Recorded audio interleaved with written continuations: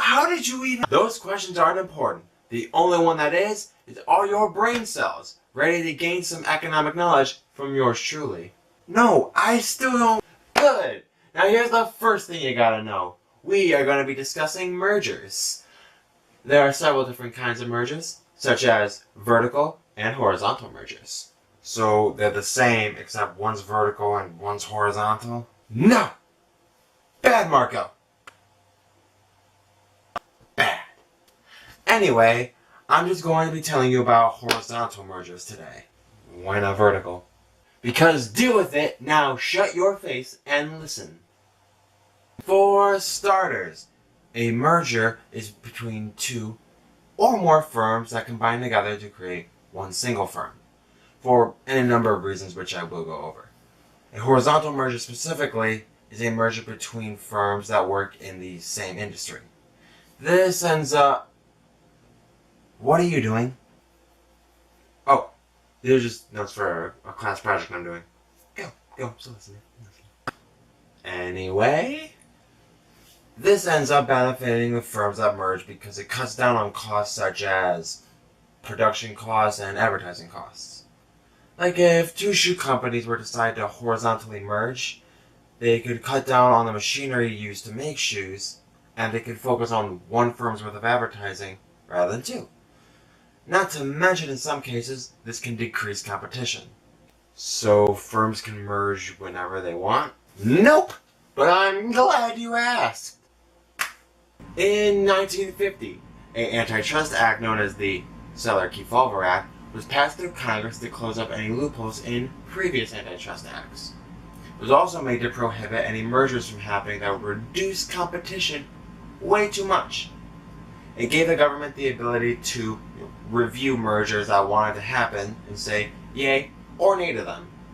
So some people refer to this act as the Anti-Merger Act.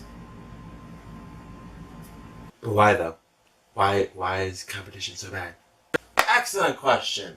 Because if a horizontal merger, or any merger, gets rid of too much competition, then it will very, very quickly become a monopoly. And if that happens, it can raise the prices of its products, leaving people's wallets emptier than the void in my soul.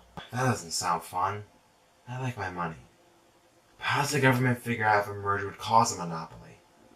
Well, first the government would have to evaluate the extent of the markets each individual firm covers, which isn't always clear because depending on the product, a firm could cover multiple markets. For example, take this mighty apple. Where did you get that? Do not question me, peasant! Now, as I was saying, this Apple product alone covers multiple markets. The apple market, the fruit market, and the food market. Possibly even others depending on how creative you are. The government also has to keep in mind that if a merge between firms were to happen, whether or not it would be more economically efficient than the firms individually. Like if firm A is only good at producing apples, but firm B is only good at advertising apples. Then the horizontal merger would increase the economic efficiency. But if both were only good at advertising, then the economic efficiency probably would not be raised. Did somebody say it's time for memes? No, no one did. This meme is a movie reference. Yes, technically this meme talks about mergers that share aspects of both horizontal and vertical mergers.